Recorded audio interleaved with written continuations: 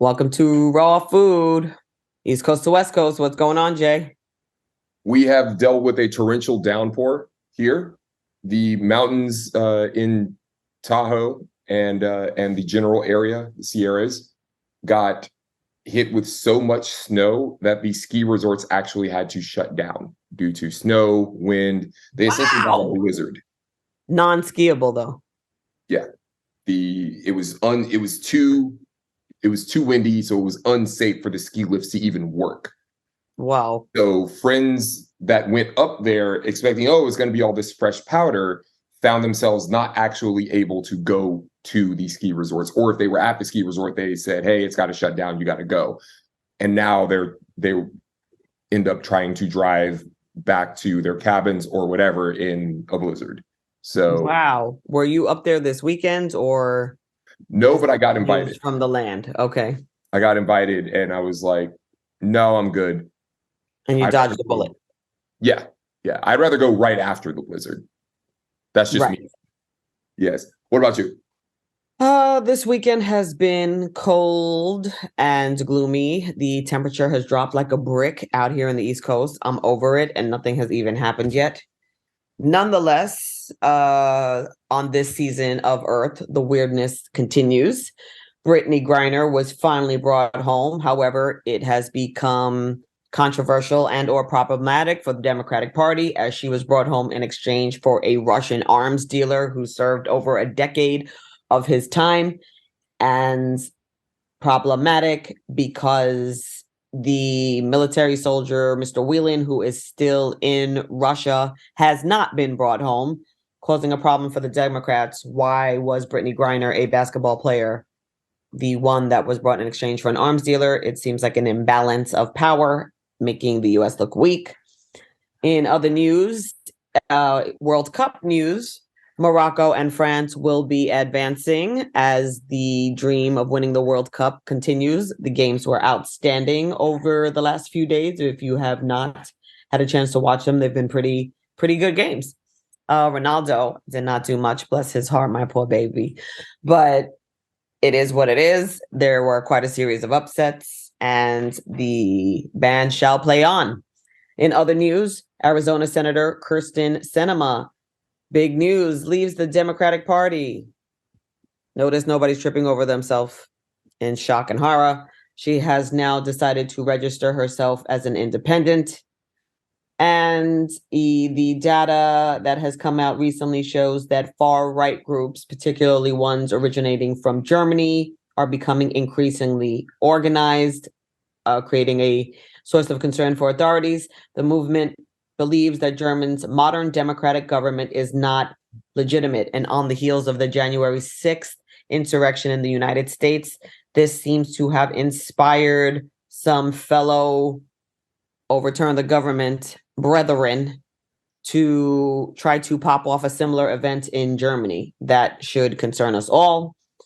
Also, to be of note, in the last week or so of this season, on this season of Earth, the Biden administration will be using data to target overdoses in the United States, something that you would have thought has been happening for a long time, but actually has not had that much investment in collecting that data. So this is a move forward for understanding what happens around drug abuse. The defense bill now finally includes years-long proposal to combat sexual assault in the military. The data shows over 40% of women have been sexually assaulted by their fellow military brethren. And apparently the defense bill will now include funds to combat that. And the Harry and Meghan Markle documentary has been released on Netflix, which I was able to watch and shall share my insights on. This is the season of Earth. What say you? That's a lot. And we didn't even talk about all the protests going on in China or the reporter who died at the World Cup. Those are their own episodes. What is happening on this planet? What say you, my friend? Those things. We will get into those things. Let's start with the biggest news, the Brittney Griner news. Okay. Does Biden look weak? Yes. To the average American who's just going to read the headline, yes. Black lesbian basketball player who, marched with Black Lives Matter. So of course, Republicans and evangelical conservatives are saying she hates America. We traded an arms dealer for someone who hates America. That's what Trump put out on Parler and whatnot. Mm-hmm. Let's peel back the onion a bit. All right. Yeah. Viktor Bout, yes, he is an arms dealer. He's Putin's friend. That's why they've been trying to get him out of jail. The Russians have been trying to get him out of jail for years. All right. They took Brittney Griner captive because they wanted leverage to get Viktor Bout out of jail. They've been trying this for years. It never worked because they never had the leverage of having an American celebrity. So while the conservatives will say, oh, she gets privileged because she's Black, because she's a lesbian, because she's this, she's that, it's actually a celebrity privilege, because you notice none of these celebrities said a doggone thing about the other Americans that are in Russian prisons. Like Paul Whelan. None of them said anything. But the moment they took a celebrity, LeBron James, Zac Efron, everybody from Justin Bieber to Oprah is saying something about we got to get Brittney Griner out of jail. All right. Now back to Viktor Bout. We can still keep tabs on this guy. Do you really think he's going to go back to trying to sell arms? He's in his 50s. Yes, the Nicolas Cage movie, The Lord of War, was made about him. But do we really think he's going to go back to trying to sell arms? Do we really think he's going to be a danger to us? Yes, it would be nice for him to serve out his entire prison sentence. He is getting off easy because he's Putin's friend, and the entire Russian government was mobilized to try to get him out of jail. But in terms of if we're talking about the idea of him being a threat, I doubt it. And we still have drones and stuff. If we really need to take him out, the moment he steps out of Russia, we can do that. All right. Now, let's move on to the headline of, we left a Marine, because that's what people are weighing in on. That's what people are upset about. Biden looks weak. We gave up an arms dealer and we left a Marine, and we brought back the Black lesbian who hates America. A little background, by the way. Little background on the former U.S. Marine. His name is Paul Whelan. He was detained in Moscow in 2018. He was detained there on espionage charges and actually found guilty of them in a closed trial, and has been serving almost 4 years of a 16-year prison sentence. But President Biden has vowed to work on getting him home too. What say you? Thank you for pointing out he's been there for 4 years. What does that mean? That means he was there for 2 years under Trump, and Trump didn't get him out. All right. Thank you for pointing out he's there on espionage charges. Now, it doesn't surprise me that he's found guilty of those espionage charges, because it's a kangaroo court over there. So that doesn't, the guilty verdict doesn't matter to me. I don't believe he's actually there for espionage. Who knows if there was legitimate espionage happening? But the Russians feel like they need more, because they feel like they have an actual American spy, whereas Brittney Griner was just an American who had cannabis oil in her bag. All right. So it's understandable from the Russian perspective why they would want more, or why they wouldn't be willing to give this guy up at all. Also, let's be honest, this whole thing was done to try to sow division in America. This whole thing was done to try to make Biden look weak. This whole thing was done to try to give the Russians leverage to maybe get us to stop supporting Ukraine and maybe get some sanctions relief. All right. And so by giving us back our Black lesbian basketball player, but keeping the Marine, it makes for a headline that is very divisive. They took Brittney Griner captive to try to make Biden look bad and to sow culture war divisiveness. And they gave back Brittney Griner while keeping the Marine, because that helps them with their overall goal of embarrassing Biden and sowing more division. So the people that are upset, frankly, they're reacting the exact way Vladimir Putin wanted them to. Do you agree with that reading? I can't say that I disagree. Again, it was a calculated move to grab Brittney Griner. She did have a prescription, by the way, for her cannabis oils, and she did take ownership of having the cannabis oils on her. She didn't try to deflect or anything like that. However, to your point, I do think it was a calculated and political move to take her. The Democratic Party, part of their strength lies in Black women voting for them. So they knew that it was going to be very difficult for them to win another election going forward without doing something for the Black community, specifically African-American women. And on the heels of the Raphael Warnock win in Georgia, it's important that the Democrats maintain the slight leverage that they appear to have over the Republicans on the heels of the non-red wave that did not occur during the midterm elections. Everything is calculated. Nothing is ever done out of the goodness of anybody's heart. And to your point, not only has this military gentleman, Whelan, been serving part of his sentence already, he was also dishonorably discharged. So we have to keep in mind, when the United States gets involved in hostage or exchange situations, they have to make a calculated move on how it benefits them, and both sides do. And while we don't know everything that was at stake here, I do think Brittney Griner should have been brought home. It sounds like we need to learn more about what brought Whelan to his conviction in Russia, albeit from my understanding, it was a closed court, so we don't have much information on what that court case is about. Mm-hmm. And nonetheless, the Democratic Party and Biden administration have to make a calculated decision on who's worth the fight to bring home and how that impacts relationships with any country and the autonomy other countries have with regard to the rules within their country. Yeah. This is why you got to be careful when you go to other countries. You can't just be bringing shit. You can't just be bringing like weed and coke and this and that, because in some countries, drugs are punishable by life in prison and or death. Yes. Yeah. So know your international laws before you start trying to, go girls gone wild in a country that you're not sure what the laws are.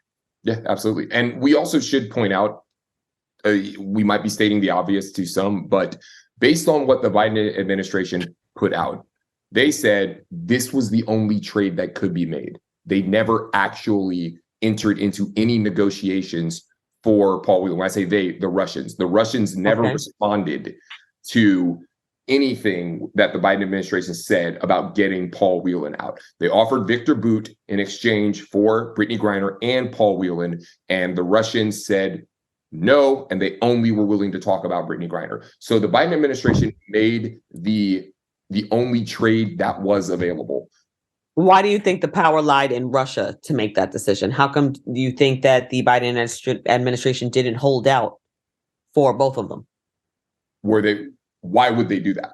That's the question. Were they supposed to let not bring her home, continue to rot in a Russian labor camp in Siberia because they couldn't get a better trade that would make them look better? Right. That's the type of thing I would expect Donald Trump to do. He wants the best PR. He wants the best headline. He wants the thing that will help his approval ratings more than doing the right thing and bringing someone home. Right. Were we supposed to hold out? And back to your point about Black women are the base of the Democratic voting bloc. So it would look horrible if word got out that Brittney Griner was offered and the Biden administration held out because they wanted something, a better deal. But because the public is so uninformed on the context of the entire conversation with regard to bringing Brittney Griner home, as well as the context of what brought Mr. Whelan to his espionage charges and conviction in Russia, the reactionary response, of course, is to say, how could we leave a veteran there? Having said that, I don't think it's a good look. It's not a good look. And knowing that the average person in the public is not seasoned in understanding the dynamics of something like this, I don't think this is the good look on the heels of an election cycle in the next 2 years. Well, there was no other good look. It's not a good look to hold out and wait and let them rot in prison. And it's also not a good look to bring one back and leave the other. However, the Biden administration did do their due diligence. They did do right by Paul Whelan's family. They told Paul Whelan's family ahead of time that this was happening. And Paul Whelan's family did go on national TV and say, we are okay with this. Okay, I didn't know that. They were able to bring at least one person home. I didn't know that. Okay. But no good deed goes unpunished. Regardless, it was going to look bad. And that was the point from the beginning. When did the family speak on this? When did Whelan's family speak? The day of. The day they announced Brittney Griner coming out, they also put out the statement from Paul Whelan's family, and Paul Whelan's family went on they did multiple news hits that day. Interesting. I didn't know that, and I don't think the public knows that. Can we pull up when that occurred? I'd like to see that. Let's see. Whelan family speaks on Griner exchange. You're right. 2 days ago, Paul Whelan's family speaks after Griner prisoner swap. And according to this, I am looking at KTL online news. Right. Yeah, it's on the Today Show. And that's one of the major networks versions of Good Morning America. Okay, what did they say? I'm scrolling through. Yeah, they said they made the right choice. Oh, okay. Yeah, David Whelan said, that's unfortunate for Paul and for the wrongful detainees, but I think it's great news if Ms. Griner can bring her name and her energy to making sure the U.S. government is proactive in being more assertive to resolve these cases quickly, like they did in her case. As the Whelan family continues to wait, it's his brother's kindness David Whelan said his family misses the most. Okay. Yeah. Which is why it sounds like they understand the decision. I mean, they don't sound resentful.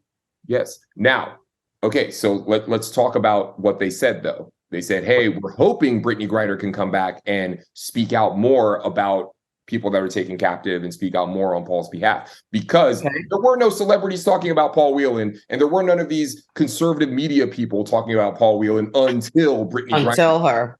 Okay, right. So hopefully Brittney Griner, the moment she gets back, can maybe not the moment she gets back, but hopefully Brittney Griner can use her platform to speak out for Paul Whelan. Now, if she comes back and she never says a word about Paul Whelan ever again, then that's going to be kind of messed up. And the Whelan family would be justified in saying, hey, wait a second.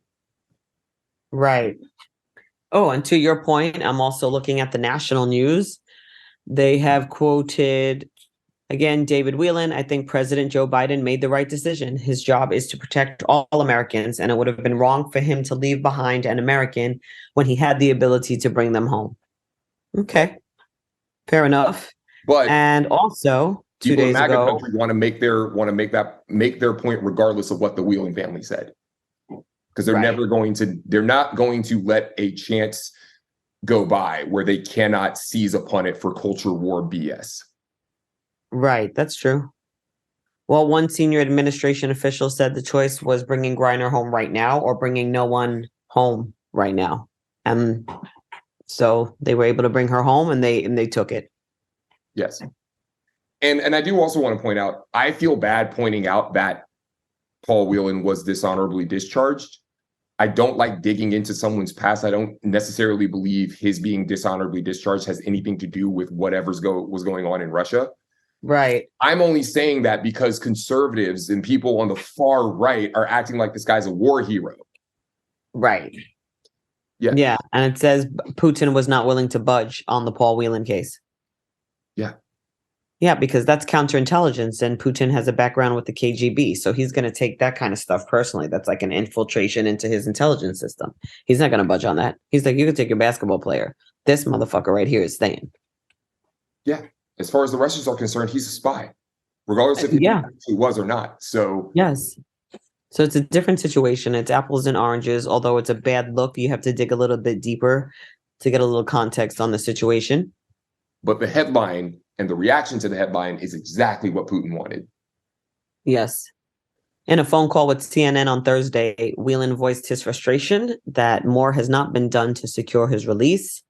He was quoted as saying, I was arrested for a crime that never occurred, and I don't understand why I'm still sitting here. Paul Whelan's sister, Elizabeth Whelan, spoke with Biden on Thursday afternoon and described it as a good call.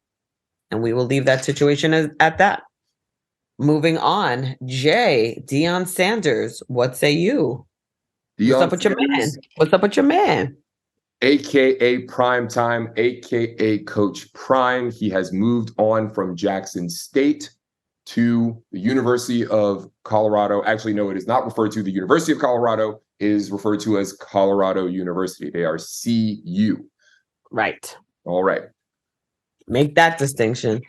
Yeah. Why is this You such can- big news, do you think? Is he not allowed to make his paper? Is the man not allowed to make his paper? Let's go. Let's talk about it. Okay, first and foremost, Colorado used to be in the Big 12. They since moved to the Pac 12. All right. Why is that important? Colorado, ever since they've been in the Pac 12, has been a piece of shit football program. Even though they have great academics and Boulder, Colorado is beautiful and they've got great alumni and they used to be a bit of a powerhouse. They actually won one national championship and they actually are an AP national title and they won a Heisman. Raham Salam won a Heisman. They used to be really, really good.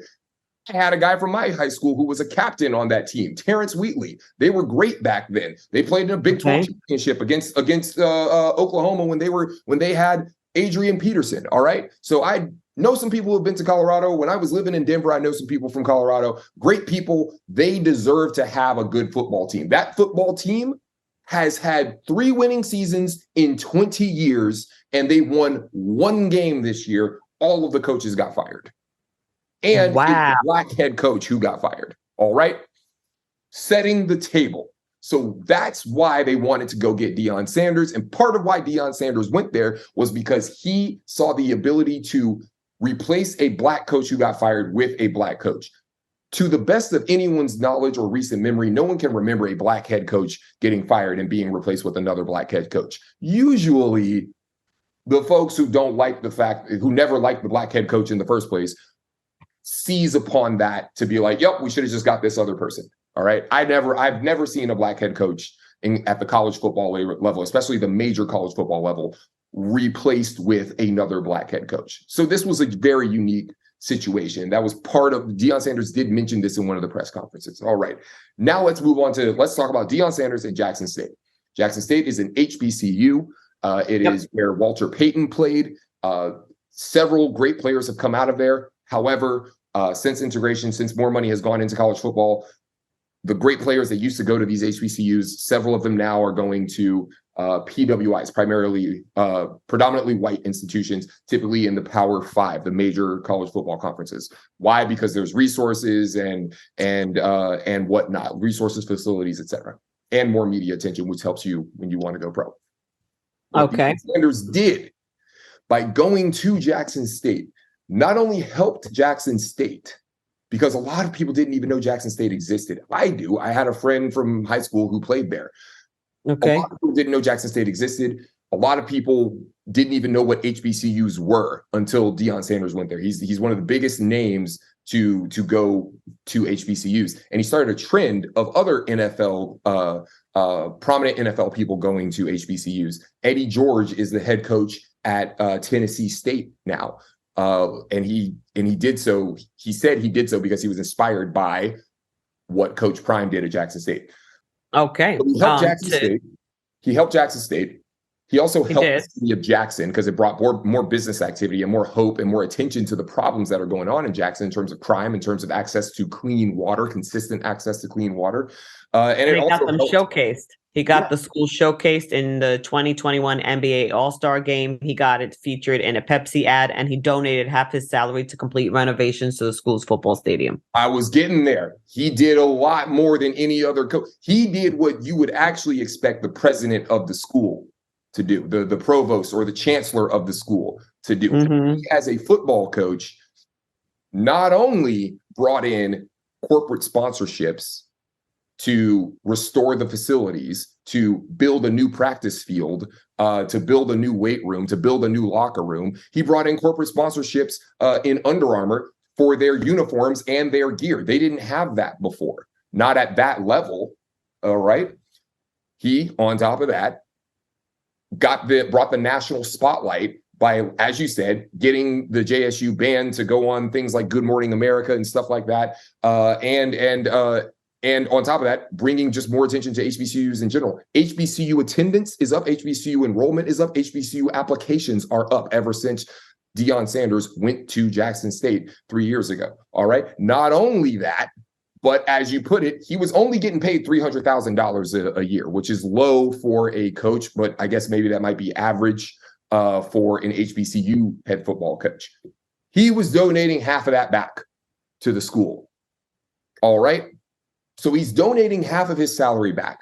He's doing things that head football coaches are not supposed to have to do in terms of negotiating corporate sponsorships, in terms of advocating for all HBCUs, in terms of getting the national spotlight on these HBCUs, in terms of getting the band booked on Good Morning America. They also got College Game Day, the premier college football pre-game TV show. It's ESPN, it's a staple of ESPN's broadcast. They've been doing College Game Day for, I think, almost 15 or maybe even 20 years at this point.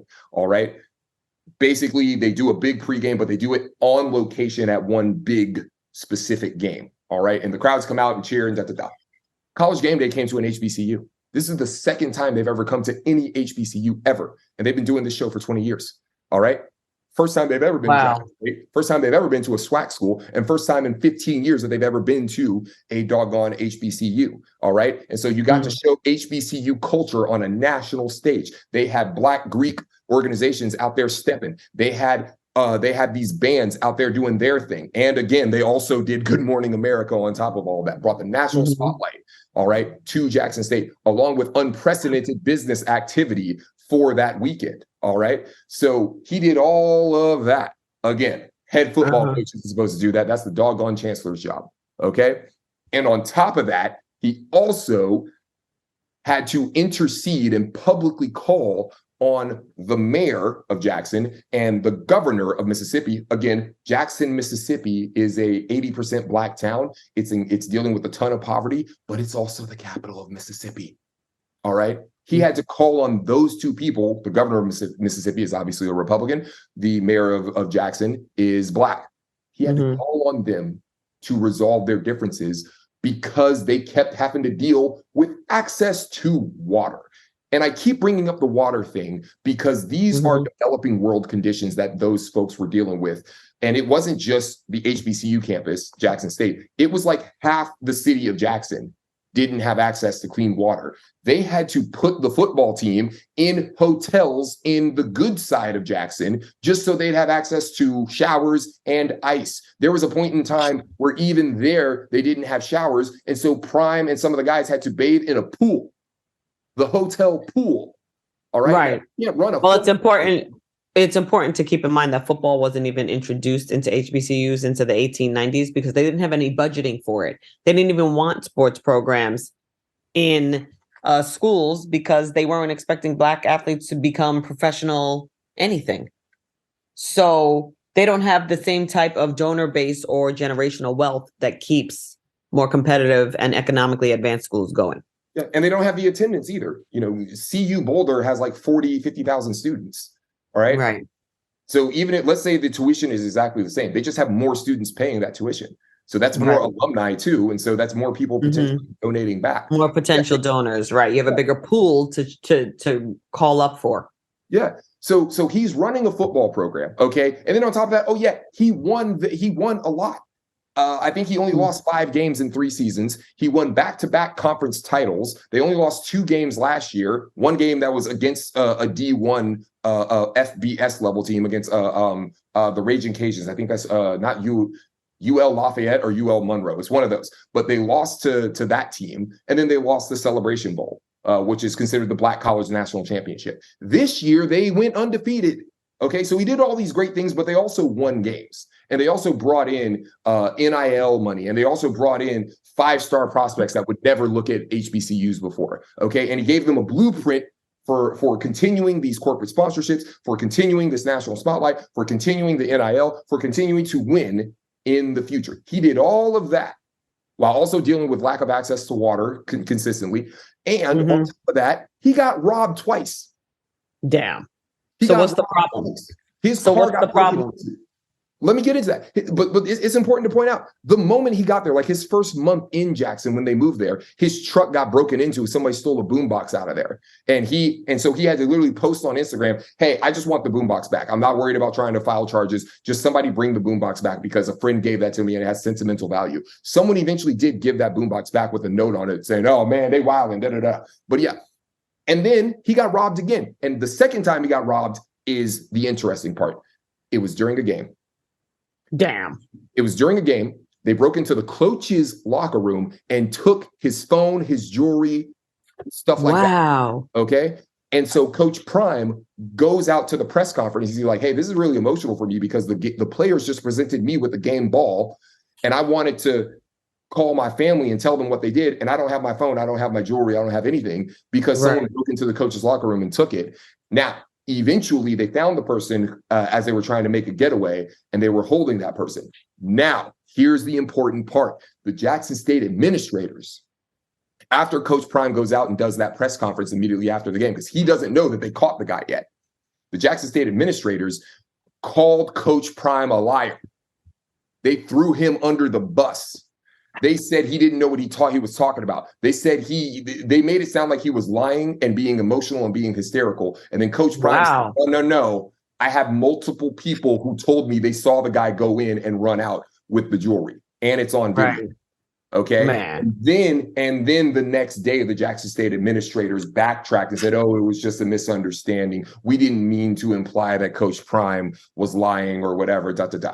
I believe no good deed goes unpunished. And what is happening with Deion Sanders and the people that are mad at him for leaving, the people that are mad that he talked about God, the people that are calling him a sellout, this is typical bucket crabs shit. And this is also just the epitome of no good deed goes unpunished. It's not enough that he did all these things for you. It's not enough that he donated back half his salary. You also threw him under the bus and called him a liar when he got robbed, and it embarrassed you. So the moment y'all saw your chance to, the moment it became convenient to throw him under the bus, despite all these things he was doing for y'all, you did. I think that was the moment Coach Prime might have thought, maybe I'm not supposed to be here long term, because they threw him under the bus and called him a liar publicly, despite the fact he was doing all these things for y'all. The moment it became convenient. Instead of criticizing Coach Prime for leaving, y'all should be saying, thank you, Coach Prime, for accomplishing so much in just 3 years. Name one other person who has done that much for one institution in just 3 years. Again, as a football coach, not as the chancellor of the university. And isn't somebody allowed to make their money? Doesn't he have the right to choose himself? Yeah. Don't most people? Yeah. Aren't you allowed to make your money and not be criticized for making the money? Right. Come on. Yeah, so I'm very heated about this. I am not unbiased. I am very biased. I grew up in Dallas. I've met Deion Sanders a number of times. I used to go to his Bible study that he used to host on Tuesdays. Wow. He also provided a catered dinner to people. So if, for families that were struggling and stuff, you could go to that Bible study and have a free family dinner. Aw. So you have a lot of respect for what he's done. Yes. He has always tried to put people first. He's fallen on his face a couple times. Some things didn't work out with Prime Academy, with this academy in Dallas that he tried to do, where he lent his name to the administrators and he was just going to be the football coach, but then the administrators were fucking up all kinds of ways. And he was a very vocal critic of what they ended up, how bad of a job they did. And he really didn't like, how they dragged his name through the mud, but he was not the guy in charge. But when people bring up Prime Academy, they bring it up as if he did these things and he was the one who messed up, when it was actually just he lent his name to it and he was the head football coach. He's been trying to do right by people. And I don't like seeing someone who's trying to do the right thing, again, who's donating half their ostensibly low salary, all things considered, donating half of that back, and y'all still got a problem with it. It's bucket of crab shit. Right. I can't disagree with a word you've said. Yeah. And there are niggas that are more mad about Deion Sanders leaving Jackson State than they are about Brett Favre. There are black journalists being brought on CNN to criticize Deion Sanders. Bomani Jones, you fucking crab. He went on CNN and spoke for 30 minutes blasting Deion Sanders. Bomani Jones. CNN don't bring you on their airspace for anything except to talk about other black people. They didn't bring you on there. Just like Candace Owens never gets brought on to talk about foreign policy. She only gets brought on to talk about black people. Bomani Jones got brought on there. They didn't bring him on to talk about Brett Favre. They didn't bring him on to talk about anything like of that nature. They didn't bring him on to talk about Daniel Snyder. No. They brought him on to call Deion Sanders a sellout for 30 minutes on CNN. So yeah, I'm gonna go off on you for a little bit of time here on Raw Food. You're a doggone crab. You're a clout chaser, and your doggone TV show failed. Your podcast failed, and this is the only way you can get anybody talking about you or paying attention to you. You had to go on there and tear down Coach Prime. Shade on this episode of Raw Food.